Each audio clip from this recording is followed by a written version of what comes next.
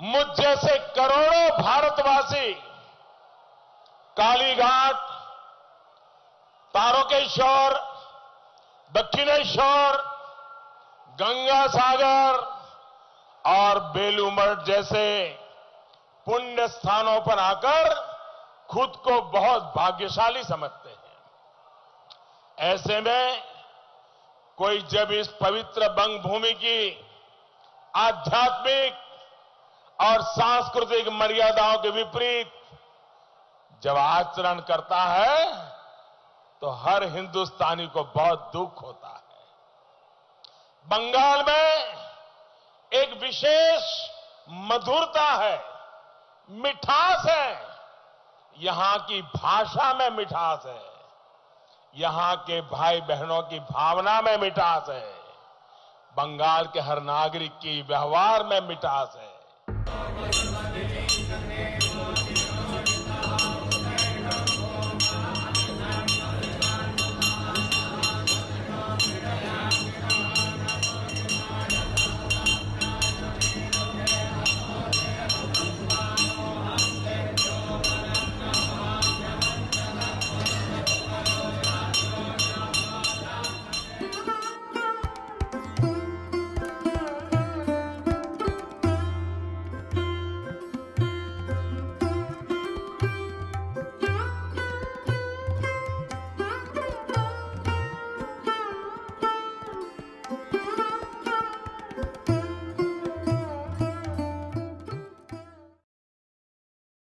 তারকেশ্বর এমন একটি নাম যা প্রত্যেক শিব ভক্তের কাছে অত্যন্ত প্রিয়।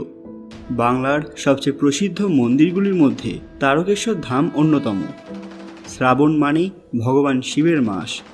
এই সময় হাজার হাজার পুণ্যার্থী কাঁধে বাঁক নিয়ে ছুটে যান তারকেশ্বরের উদ্দেশ্যে। বাবা তারকনাথের মাথায় জল ঢালতে উপচে পড়ে মানুষের ভিড়। তবে অনেকেই হয়তো জানেন না যে এই মন্দির বাইরে থেকে দেখতে সাধারণ হলেও এর মধ্যে লুকিয়ে রয়েছে হাজারো অলৌকিক রহস্য, যার সমাধান আজও সম্ভব হয়নি। কোন কথাগুলি বর্তমান সময়েও মানুষের কাছে গোপন রয়ে গেছে, আজকে এই মন্দিরের এমন কিছু রহস্য সম্পর্কে বলবো যা এর আগে আপনারা কখনো শোনেননি। সবাই কমেন্টে হর হর মহাদেব লিখবেন। সকলকে পুরাণ কথা নতুন একটি ভিডিওতে স্বাগত। আজকে আপনারা জানবেন তারকেশ্বর মন্দিরের আসল রহস্য। সবাই আমাদের চ্যানেল পুরাণ কথা অফিসিয়াল মনে করে সাবস্ক্রাইব করে নেবেন। ভারতে এত রহস্যময় মন্দির থাকতে কেন পশ্চিমবঙ্গের এই মন্দিরকে নিয়ে মানুষ আজও চিন্তা করে? বৃষ্টিপাত হোক কিংবা অন্য কোনো প্রাকৃতিক দুর্যোগ, সমস্ত বাধা বিপত্তি পেরিয়ে শ্রাবণ মাসে এই মন্দিরের উদ্দেশ্যে রওনা হন বহু মানুষ। ভক্তদের বিশ্বাস, শ্রাবণ মাসের সোমবার শিবলিঙ্গে জল ঢাললে পূর্ণ হয় সমস্ত মনস্কামনা। কিন্তু বাংলায় তো আর শিব মন্দিরের অভাব নেই, তাহলে এই মন্দিরকে ঘিরে এত বিপুল উৎসাহের কারণ কি?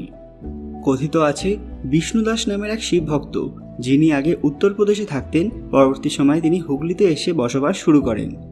তাকে সন্দেহের চোখে দেখতেন স্থানীয় মানুষরা, এমনকি একবার তাকে সততার পরীক্ষা অবধি দিতে হয়। শক্ত একটি লোহার দণ্ডকে খালি হাতে ধরতে বলা হয়। যে কাজ করতে গিয়ে তিনি গুরুতর আহত হন এবং ইষ্টদেবতা ভগবান শিবকে স্মরণ করতে থাকেন। দেখতে দেখতে অনেক সময় কেটে যায়। একদিন তার ভাই এলাকার জঙ্গলে এক অদ্ভুত দৃশ্য দেখতে পায়। গরুরা নিয়মিত একটি কালো প্রস্তরখণ্ডের ওপর দুধ অর্পণ করছে।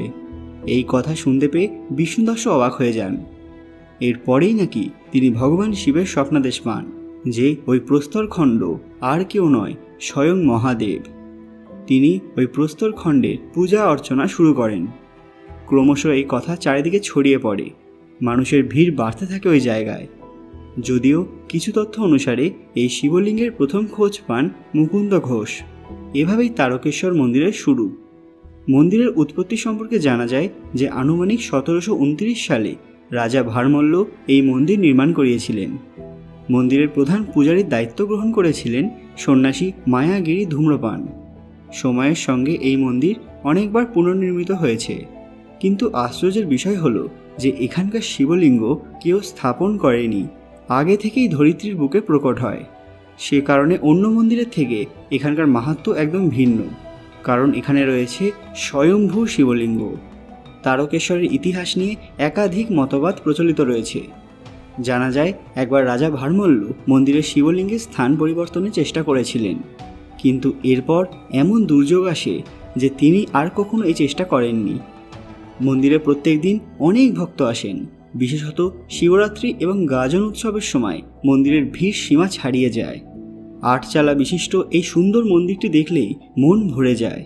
মন্দিরের সামনে রয়েছে নাট মন্দির, অদূরেই লক্ষ্মীনারায়ণ এবং দেবী কালীর মন্দির। এছাড়াও এখানে এক বিশেষ পুকুর আছে যা দুধ পুকুর নামে প্রসিদ্ধ। ভক্তদের বিশ্বাস এখানে স্নান করলে সমস্ত মনস্কামনা পূর্ণ হয়। অনেকে শিবের মতো স্বামী লাভ করতে, আবার কেউ কেউ সন্তান লাভের আশায় বাবা তারকনাথের পুজো দিতে আসেন। অনেকে ব্যাধি থেকে আরোগ্য লাভ করতে ভগবানের দর্শন করতে আসেন। বহু মানুষ এখানে মানত করেন, আবার অনেকে মাটিতে দণ্ডি কাটেন। শ্রী রামকৃষ্ণের পত্নী সারদা দেবী এখানে একাধিকবার পুজো দিতে এসেছিলেন। এখানে বিভিন্ন পারিবারিক অনুষ্ঠান যেমন উপনয়নও হয়ে থাকে। পুজো দেওয়ার পাশাপাশি এখানে ভোগ প্রসাদের ব্যবস্থাও রয়েছে। মন্দির থেকে কিছুটা দূরেই এখানকার রাজবাড়ি। বাবা তারকনাথের মাহাত্ম্য সম্পর্কে বলা হয় যে এই রূপ হলো ভগবান শিবের উগ্র স্বরূপ। সমুদ্র মন্থনের সময় হলাহল বিষ পান করে সমগ্র সংসারকে রক্ষা করেছিলেন ভগবান। তার পত্নী হলেন ভগবতী তারা, যার বিশেষ মন্দিরটি এখান থেকে কিছুটা দূরে। এই মন্দির যে শুধুমাত্র মানুষের মধ্যে ভক্তিভাব এনেছে সেটা নয়, সাথে সাথে জাতি, বর্ণ, ধর্ম সব কিছু নির্বিশেষে মানুষকে মানুষের পাশে দাঁড় করিয়েছে। ভোলে বাবা পার করেগা, এই কথা বলতে বলতেই এগিয়ে যান মানুষ, যে কথার উৎস উত্তর ভারতে। আগেকার দিনের এক বিশেষ সম্প্রদায়ের কথা শোনা যায়, যাদের 10 নামী বলা হতো। অষ্টাদশ শতকের শেষ দিকে এদের ভূমিকা বেশ বিতর্কিত। এদের সাথেও পরোক্ষভাবে এই মন্দিরের ইতিহাস সম্পর্কিত। তারকেশ্বর মন্দিরের ইতিহাস পর্যবেক্ষণ করলে এইরকমই নানান রোমাঞ্চকর এবং দরকারি তথ্য খুঁজে পাওয়া যায়। সব মিলিয়ে তারকেশ্বর মন্দির শুধুমাত্র পশ্চিমবাংলায় নয়, সমগ্র ভারতের মানুষের মনে এক বিশেষ তীর্থস্থান রূপে জায়গা করে নিয়েছে। সবাই কমেন্টে হর হর মহাদেব লিখবেন। জয় বাবা তারকনাথ। আজকের ভিডিওটি ভালো লাগলে অবশ্যই লাইক করবেন এবং সবার সাথে শেয়ার করবেন। আপনারা কি কখনো তারকেশ্বর মন্দিরে গিয়েছেন? যদি গিয়ে থাকেন সেটা আমাদের কমেন্টে জানান। আরও এরকম অজানা তথ্য পেতে পুরাণ কথা অফিসিয়াল চ্যানেলটি মনে করে সাবস্ক্রাইব করে রাখুন। পরবর্তী ভিডিওতে আপনারা মহাদেবের কোন রহস্যময় মন্দির সম্পর্কে জানতে চান সেটা আমাদের কমেন্টে জানান।